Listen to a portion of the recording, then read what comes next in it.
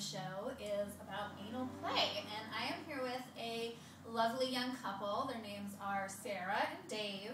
And Sarah and Dave have been looking to spice up their sex life a little bit, and the way they have wanted to do that is to incorporate anal play into their sex life. And they have not had a whole lot of success with that so far, so we're here tonight to do a little bit of experimentation, and I'm going to do a little coaching along the way.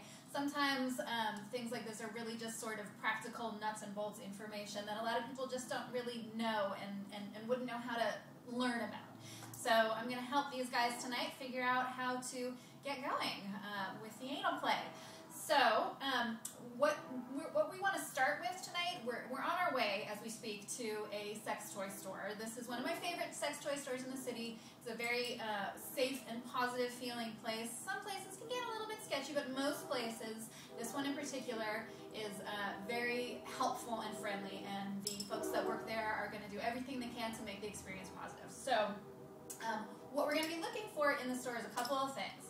There are a few things you need to know about anal play. The first is that it's not that easy when you get started. It can be a little uncomfortable. It's particularly pleasurable for men because they have a prostate in that area.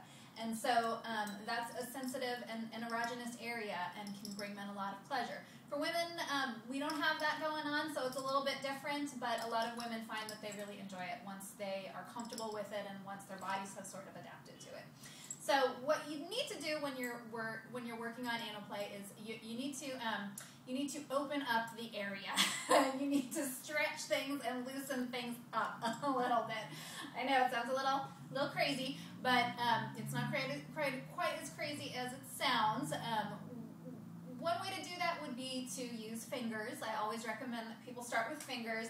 You can start with your smallest, your pinky finger, and then work your way up to larger fingers. You could also go from 1 finger to 2 fingers to 3 fingers to 4 fingers. There's lots of dildos out there as well.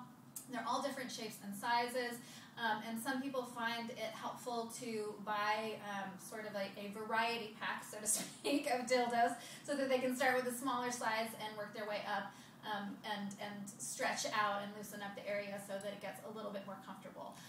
Lubrication, super important. Use lots of lube. It's going to make the whole experience a lot more pleasant, so don't forget about the lube. You also really want to clean the area. You will be doing your partner a favor, and you will also probably feel a lot more comfortable and confident yourself if you know that everything has been cleansed and freshened up down there. So I'm going to say the D word. You're going to want to douche in the butt.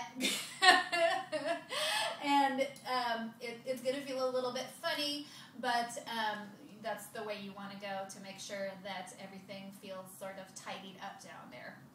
So douche, dildos, lubricant, and you're off to a pretty good start. We're going to take this couple over here to, like I said, one of my favorite stores, so the folks there can help them pick out some products, and they'll be on their way, and we'll see how it goes. We'll keep track.